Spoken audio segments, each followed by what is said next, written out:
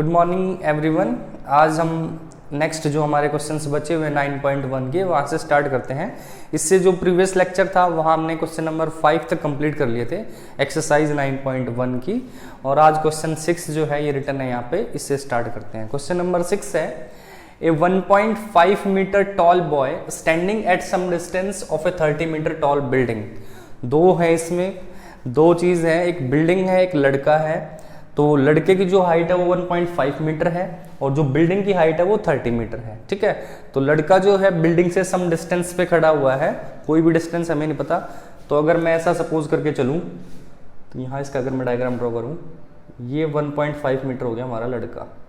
थोड़ा और नीचे ले लेते हैं इसको। ठीक है, ये हाइट होगी 1.5 मीटर और इससे कुछ दूर बिल्डिंग है, मतलब बिल्डिंग से ही दूर खड़ा है लड़का। ये बिल्डिंग होगी, काफ़ी लंबी होगी इससे, बिकॉज ये 30 मीटर है। 30 मीटर ये यहाँ से यहाँ तक पूरा टोटल कितना है, यहाँ से अगर यहाँ तक की पूरे की बात करें तो ये कितना है 30 मीटर। ठीक है, अब क्या बात है, नेक्स्ट जो बात क्या कहता है कि the angle of elevation from his eyes to the top of the building. Angle of elevation है, एंगल ऑफ एलिवेशन और एंगल ऑफ डिप्रेशन दोनों आपको समझा दिए थे। जो लड़का है उसकी आइज से और बिल्डिंग के टॉप पर, लड़के के ये बॉय है, ऑब्वियस सी बात है यहाँ खड़ा है तो आइज इसकी ऊपर होंगी। तो आइज से ये बिल्डिंग का फुट है, ये बिल्डिंग का टॉप है, तो आइज से और टॉप पे एंगल ऑफ एलिवेशन क्या है, कुछ ऐसा बनेगा ना। ये एंगल 30 डिग्री है। His eyes top of building increased 30 to 60 as he walks towards the building। कह रहा कि वो जैसे जैसे बिल्डिंग की तरफ बढ़ता है ना, तो जो वो एंगल ऑफ एलिवेशन है जो पहले 30 हुआ करता था वो इंक्रीज होकर 60 हो गया। यहाँ से मैं आपको एक बात और क्लियर करना चाहता हूँ कि जैसे जैसे हम किसी ऑब्जेक्ट के नज़दीक जाते जाएंगे हमारा एंगल ऑफ एलिवेशन जो है वो इंक्रीज होता रहता है। ठीक है, एंगल बढ़ता जाएगा। जैसे जैसे हम किसी के क्लोज जाते जाएंगे तो हमारा एंगल जो वो इंक्रीज होता रहेगा। कई क्वेश्चंस में इसकी जरूरत भी पड़ेगी। ठीक है, तो अब मान लो थोड़ा और आगे चल के यहाँ खड़ा था लड़का, अब यहाँ आ गया, थोड़ा और आगे ले लेते हैं इसको। यहाँ से तो वो चला ही है, यहाँ आ गया मान लेते हैं। तो अब एंगल ऑफ एलिवेशन कुछ ऐसे बनेगा। तो अब ये एंगल कितना हो गया 60 डिग्री। ठीक है, ये बात समझ में आई। ये 1.5 मीटर टॉल लड़का है, ये 30 मीटर की बिल्डिंग है। लड़का जब जहां खड़ा था वहां पे बिल्डिंग के टॉप से और लड़के की आइज पे जो एंगल ऑफ एलिवेशन है वो 30 है। फिर लड़का बिल्डिंग के कुछ नजदीक चला गया, वॉक्स टुवर्ड्स द बिल्डिंग, तब जो एंगल ऑफ एलिवेशन है वो 60 हो गया है। ठीक है, अब फाइंड क्या करना है, find the distance he walk toward the building. जितना डिस्टेंस उसने ट्रेवल किया वो, यानी यहाँ खड़ा था और यहाँ चला गया, तो ये डिस्टेंस हमें फाइंड करना है। ये चीज एक्स मान लिया मैंने, ये चीज आई थिंक इसी के इक्वल होगी कि जितने पैर मूव किए उतना तो सिर भी तो उतना ही मूव किया होगा ना, तो गैप तो वही होगा। तो ये चीज फाइंड करनी है। अगर मैं इसके नाम लिखूं ए बी सी डी, ठीक है, ई एफ जी, ये कुछ ऐसा डायग्राम बना मेरे पास में। अच्छा, आपको दिख रहा होगा कि जो एंगल्स है ना वो ट्रायंगल एक तो ए बी सी में है, ठीक है, और एक ए बी डी में है। दो जो हमारे ट्रायंगल हैं इनमें एंगल गिवन है। ठीक है, और मैं ये डिस्टेंस की उसने ट्रैवल कितना किया, ये x मीटर है, ये मेरे को फाइंड करना है। यानी फाइनली x की वैल्यू फाइंड आउट करनी है। वो वैल्यू कैसे फाइंड करेंगे वो स्टार्ट करना है। चलो एक बार स्टार्ट करते हैं। ये चीज आपको दिख रही होगी कि ए बी मैं कैसे निकाल सकता हूं clearly. A B is equals to, A B कैसे निकलेगी, क्योंकि जब मैं ट्रायंगल ए बी सी की बात करूंगा जिसमें एंगल 60 है तो मेरे को ए बी चाहिएगा ना उसका। तो टोटल ए से जी कितना है 30। तो ए जी में से अगर मैं ये नीचे वाला पार्ट बी जी माइनस कर दूं, ए जी माइनस बी जी, तो अपने पास ए बी बच जाएगा। क्लियर है, ये टोटल पूरा ए बी ए जी है, इसमें से अगर नीचे नीचे वाला पोर्शन माइनस हो गया तो ये ए बी नहीं रह जाएगा। और ये टोटल 30 है और ये नीचे वाला पोर्शन ये ए जी, ये इसके इक्वल होगा। ठीक है, टेक्निकली देखो ये चीज और ये चीज इक्वल होगी। अगर टेक्निकली सोच के चलोगे कि अब हम ऐसा डायग्राम अगर सपोजिशन कर रहे हैं वैसी, तो ये दोनों चीजें इक्वल होंगी। ठीक है, तो ये 1.5 है तो ये भी कितना होगा, यहाँ से और यहाँ ये डिस्टेंस कितना हो जाएगा 1.5 मीटर। तो 30 में से 1.5 मीटर मैंने माइनस कर दिया, 30 माइनस 1.5, तो ए बी यहाँ से क्या आ गया हमारा 28.5 मीटर। ठीक है, ये आ गया 28.5 मीटर। ठीक है, अब स्टार्ट करते हैं in triangle A B C. In triangle A B C देखो फाइंड क्या करना है, ये डिस्टेंस फाइंड करना जितना वो बिल्डिंग के टुवर्ड चला है। तो यानी कि ये चीज मेरे को डी सी फाइंड करनी है, और डी सी कैसे निकालेंगे हम, also we have to find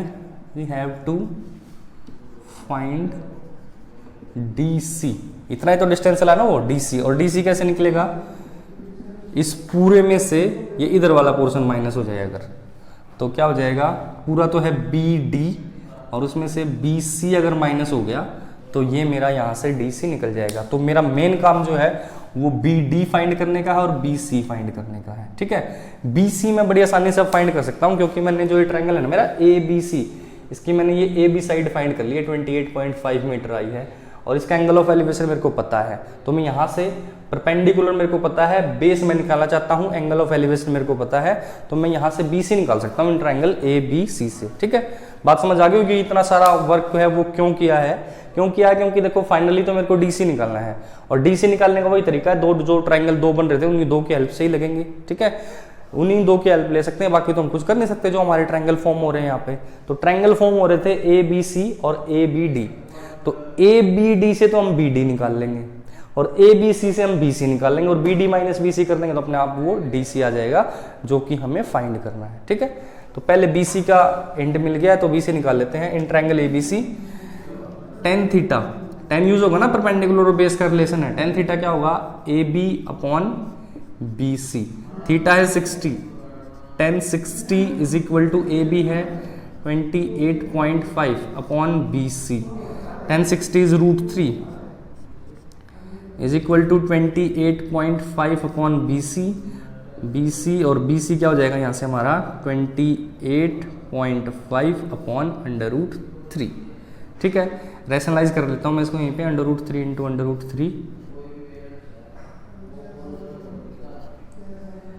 तो ये हो जाएगा समथिंग 28.5 √3, 3 इंटू 3 ये 3 हो गया, इसको कट करेंगे तो 3 9 जा 27, 9.5 बच गया ये √3 मीटर। ठीक है, तो बी सी कितना आ गया 9.5 √3 मीटर, और एक बी डी और फाइंड करना है, तो B D A B D triangle से फाइंड होगा। ठीक है, तो इन ट्राइंगल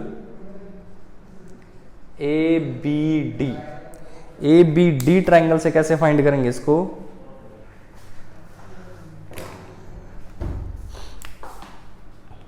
इसमें भी वही बेस निकलेगा इसका परपेंडिकुलर, तो ए बी दोनों ट्राइंगल्स का सेम ही है परपेंडिकुलर, तो 10 इसमें एंगल 30 है, 10 30 इज इक्वल टू क्या हो जाएगा, ए बी है 28.5 अपॉन बी डी। ठीक है, तो 10 30 की value 1/√3, 28.5 B D cross multiply करेंगे तो B D is equal to आ जाएगा 28.5 √3 मीटर, जो ये फाइनल थी हमारी वहां पुट कर देते हैं, तो D C is equal to क्या हो जाएगा, B D minus B C, B D कितना निकाला है 28.5 √3, और बी सी कितना निकाला था -9.5 √3, तो इनको माइनस करेंगे तो 19 √3 मीटर, ये आ गया डी सी। तो कितना डिस्टेंस उसने वॉक किया है 19 √3 मीटर टुवर्ड्स द बिल्डिंग। देखो क्वेश्चन सिंपल है, पहली बार किया तो थोड़ा अजीब लग सकता है। डायग्राम बनाओ, डायग्राम में ये देखो कितने ट्रायंगल बन रहे हैं, उन ट्रायंगल्स पे ही लगाना है हमने, जो हमारा जो ट्रिग्नोमेट्रिक रेशियोज है उन्हीं पे लगेगा, उसके अलावा कुछ हो नहीं सकता। तो जो ए बी सी ट्रायंगल बन रहा था और एक ए बी डी ट्रायंगल बन रहा था, ठीक है, तो ट्रायंगल भी वो होने चाहिए जिनके आपको एंगल पता हो, ठीक है ना, ऐसे नहीं ऐसे तो कोई ट्रायंगल बन रहा है ए डी सी, बट यहाँ मेरे को एंगल नहीं पता ना, वो 90 डिग्री ट्रायंगल बन रहा है, ठीक है। तो ध्यान रखें, ऐसे ट्रायंगल लेने हैं जो 90 डिग्री हो, राइट ट्रायंगल हो, और एक वहाँ पे एंगल हमें एक और पता हो, ठीक है। तो उस पे जो ट्रिग्नोमेट्रिक रेशियो लग रही हो वो ट्रिग्नोमेट्रिक रेशियो अप्लाई करके, और जब आपको क्वेश्चन करना, जब आपका क्वेश्चन बहुत इजीली हो जाएगा। इसमें जैसे 6 था, एक बार और समझा देता हूँ मैं आपको, क्या था क्वेश्चन कि एक 1.5 मीटर टॉल बॉय है, वो कुछ डिस्टेंस पे खड़ा है 30 मीटर टॉल बिल्डिंग के। तो जैसे जैसे वो बिल्डिंग के क्लोज जाता है तो जो एंगल ऑफ एलिवेशन है उसका आइज का और बिल्डिंग की टॉप का वो 30 to 60 इंक्रीज हो जाता है। हमें फाइंड करना था कि वो कितना डिस्टेंस वॉक किया टुवर्ड्स द बिल्डिंग। तो वो कैसे फाइंड किया हमने ये डायग्राम बनाया, जो जो इन्फॉर्मेशन गिवन थी वो लिख ली, यहाँ से ये चीज़ देख ली भाई ये जो ए बी है वो 28.5 हो जाएगी। फिर दो ट्रायंगल बने ए बी सी और A B D. A B C और ए बी डी की हेल्प से ए बी सी से हमने बी सी निकाल ली, ए बी डी से हमने बी डी निकाली, और जो वॉक था वो डी सी था, वो पता था हमने B D minus B C हो जाएगा। तो ये दोनों हमने वो ट्रायंगल से निकाल ली, फिर माइनस कर दी। ठीक है, जब तक नहीं समझ में आया रिपीट करके देखते रहना, समझ में आ जाएगा। एक बार क्लियर हुआ फिर कभी नहीं भूलोगे, और इंपॉर्टेंट चीज़ है, क्वेश्चन आना ही आना है। ठीक है, अब नेक्स्ट पे चलते हैं। नेक्स्ट क्वेश्चन है 7th। From a point on the ground, the angle of elevation of the top and bottom of a transmission tower fixed at the top of a 20 meter high building are 45 and 60 respectively. Find the height of the tower. Condition क्या है कि एक 20 metre high building है, building के ऊपर एक tower है, tower के टॉप और बॉटम दोनों जगह से एंगल ऑफ एलिवेशन है, और हमें टावर की हाइट फाइंड करनी है। ठीक है, from a point on the ground the angle of elevation of the top and bottom. एक बार एंगल ऑफ एलिवेशन टावर के टॉप से है और एक बार टावर के बॉटम से है। समझ में आई बात? The angle of elevation of the bottom and top of A transmission tower. Tower के एक बार बॉटम से एंगल है, एक बार टॉप से, और टावर कहाँ है? Tower fixed at the top of a 20 metre high building are 45 and 60 respectively. तो डायग्राम कुछ ऐसा होगा, ये मान ली मैंने मेरी बिल्डिंग है, कितनी हाइट है इसकी? 20 मीटर। यहाँ तक बिल्डिंग होगी, इसके ऊपर ये टावर लगा दिया। ठीक है, यहाँ तक ये टावर हो गया। अब ये पॉइंट हो गया, ये ग्राउंड है, ये पॉइंट हो गया ग्राउंड पे। तो एक बार तो बॉटम से, जो ये टावर है ना, इतना है ये टावर, टावर का ये बॉटम होगा, एक बार तो बॉटम से एंगल ऑफ एलिवेशन, और एक बार इसके टॉप से एंगल ऑफ एलिवेशन। ये थोड़ा ठीक बना लेना आप। Top and bottom of transmission tower are 45 and 60। तो बॉटम से 45 और ये टॉप से कितना है? 60। नाम लिख लो अगर इसके, A B C D. Height of tower यानी कि ए बी निकालनी है, उसको एक्स मीटर बोल दिया। लेट हाइट ऑफ टावर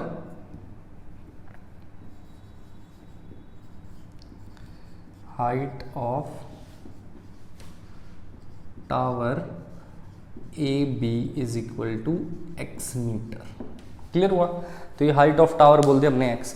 जब भी 45 डिग्री का आपको एंगल मिले ना इस टाइप के क्वेश्चंस में, तो खुश हो जाना, परपेंडिकुलर और बेस दोनों इक्वल होते हैं 45 के एंगल्स में। कैसे होते हैं? दो ट्रायंगल बन रहे हैं भाई जिनके एंगल पता है और राइट ट्रायंगल है, एक तो बी सी डी और एक ए सी डी। ठीक है, तो पहले मैं छोटे वाले ट्रायंगल की बात करता हूं। In triangle B C D क्या होगा? इसमें एंगल 45 का तो tan थीटा होता है perpendicular upon base, that means BC इसका परपेंडिकुलर है और बेस इसका क्या है? CD। tan थीटा का मतलब यहाँ tan 45 गिवन है एंगल जो है, और BC यहाँ 20 गिवन है, CD का पता नहीं है। tan 45 1 होता है, BC into CD cross multiply करेंगे तो CD भी क्या आ गया? 20 मीटर हो गया ना, बेस भी 20। तो जब tan 45 होगा तो परपेंडिकुलर और बेस दोनों इक्वल, CD आ गया। अब दूसरा ट्रायंगल कौन सा है? इन ट्रायंगल ACD, उसमें भी tan थीटा लगाओ। tan थीटा कितना होगा? Sorry, perpendicular upon base. Perpendicular जो बड़ा ट्रायंगल है ACD का, इसका परपेंडिकुलर पूरा AC अपॉन बेस क्या है उसका? CD। थीटा की जगह है tan 60। AC कितना है अपना? यहाँ से यहाँ तक 20, यहाँ से यहाँ तक को x बोला हुआ था तो 20 प्लस x, या x प्लस 20 एक ही बात है। और CD जस्ट अभी निकाला है, कितना है? 20। और tan 60 क्या होता है? √3 is equal to 20 plus x upon 20। Cross multiply करोगे तो 20 उस side, 20 √3 is equals to 20 plus x। 20 उस साइड जाएगा तो 20 √3 minus 20 is equal to x, या फिर x is equal to 20 √3 minus 20, या फिर x इज इक्वल टू, दोनों से 20 कॉमन है, 20 इंटू √3 माइनस 1। मीटर में बात चल रही है तो मीटर। तो हाइट ऑफ टावर जो कि हमने x माननी थी, हाइट ऑफ टावर क्या होगी हमारी, is equals to 20√3 - 1 metre. Clear हुआ क्वेश्चन? आई थिंक ये तो क्लियर हो गया होगा, इजी था बिल्कुल। छोटे से डायग्राम समझ में आ गया था पहले ही, डायग्राम से दो ट्रायंगल बने, दोनों को यूज किया, दोनों से जो फाइंड करना था वो आ ही गया, कोई बड़ी बात नहीं थी इसमें। ठीक है, अब नेक्स्ट पे चलते हैं इसके। नेक्स्ट जो क्वेश्चन है, अब तो बुक सबके पास होगी तो मैं स्टेटमेंट रीड कर रहा हूँ, आप अपनी बुक से देख लेना। ठीक है, 7th के जैसा ही है वो क्वेश्चन, वो थोड़ा रिलेट करके पढ़ना इसको। क्वेश्चन नंबर 8 है, स्टैचू 1.6 मीटर टॉल, एक स्टैचू है, पिछले में टावर था, तो स्टैचू है 1.6 metre tall, stand on the top of a pedestal from a point on the ground. एक पेडिस्टल है, उसके ऊपर एक स्टैचू है। ठीक है, पिछले क्वेश्चन में क्या था, एक बिल्डिंग थी, बिल्डिंग के ऊपर क्या था, टावर। हमें कोई फर्क नहीं पड़ता, हमारा डायग्राम सिमिलर हो जाएगा, कोई फर्क नहीं पड़ता बिल्डिंग है कि पेडिस्टल है क्या है, हमें ये चीज़ है कि एक क्वांटिटी के ऊपर दूसरी, एक ऑब्जेक्ट के ऊपर दूसरा ऑब्जेक्ट है। ठीक है, ये इंपॉर्टेंट है। तो क्वेश्चन है स्टैचू 1.6 मीटर टॉल, लेकिन कंडीशन क्या, पिछले जो क्वेश्चन में था ना, नीचे जो ऑब्जेक्ट था बिल्डिंग, उसकी हाइट दे रखी थी, ऊपर वाले की पूछ रखी थी। इस बार नीचे पेडिस्टल है, ऊपर स्टैचू है, तो ऊपर वाले स्टैचू की हाइट दे रखी है, इस बार नीचे वाले की पूछ रखी है। तो पिछली बार हमने ऊपर वाली चीज को एक्स मान लिया था, इस बार नीचे वाले को एक्स मान लेंगे, सेम मेथड से हमारा क्वेश्चन हो जाएगा। ठीक है, तो the statue 1.6 metre tall stands on the top of a pedestal from a point on the ground. The angle of elevation of the top of statue is 60, and from the same point the angle of elevation of top of pedestal is 45. Find the height of pedestal. एक बार diagram draw कर लेते हैं। ये question number 8 है।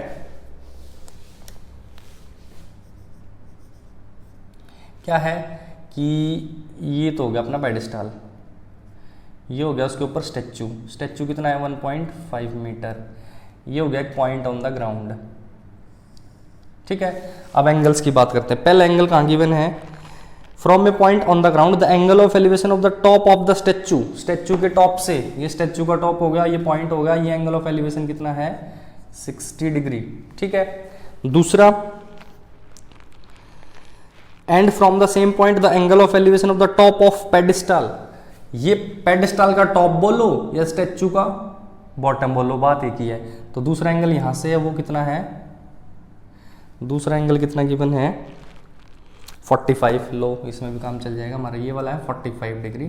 Find the height of pedestal, तो ABCD, इस बार इसको x बोल देते हैं, x मीटर। ठीक है, क्या बोला हमने, let height of pedestal, pedestal का नाम BC is equal to x metre. ठीक है, नीचे वाले ट्रायंगल की बात करें जिसमें 45 है, in triangle BCD tan theta क्या हो जाएगा, tan थीटा, देखो दोनों का बेस कॉमन है ना, तो एक ट्रायंगल से बेस निकालेंगे वो दूसरे के अपने आप इक्वल हो जाएगा। तो tan थीटा यानी कि परपेंडिकुलर अपॉन बेस, परपेंडिकुलर का नाम BC रख दिया था और बेस था CD, तो tan थीटा यानी कि 45, tan 45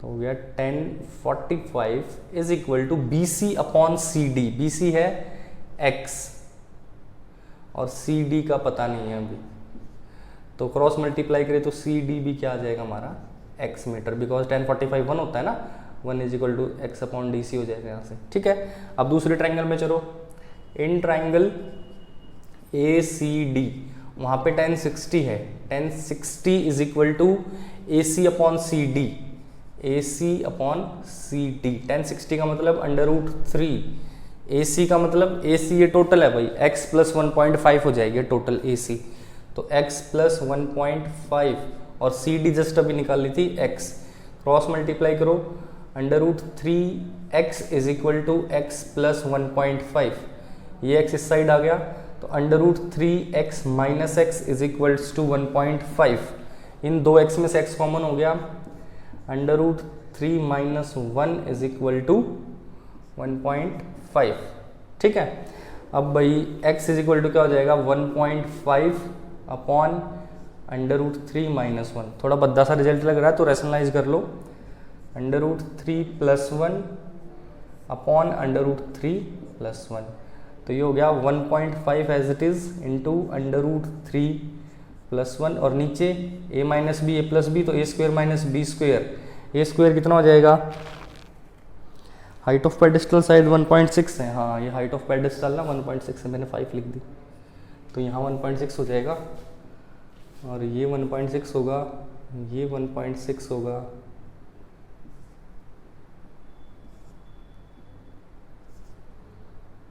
तो ए स्क्वायर माइनस बी स्क्वायर, ए यानी कि अंडर रूट थ्री का स्क्वायर माइनस 1 का स्क्वायर, तो ये अंडर रूट 3 का स्क्वायर 3 माइनस 1, तो नीचे हो गया 2 और 2 से ये कैंसिल हो जाएगा, 1.6 तो हो जाएगा 0.8 और रूट 3 प्लस 1 मीटर।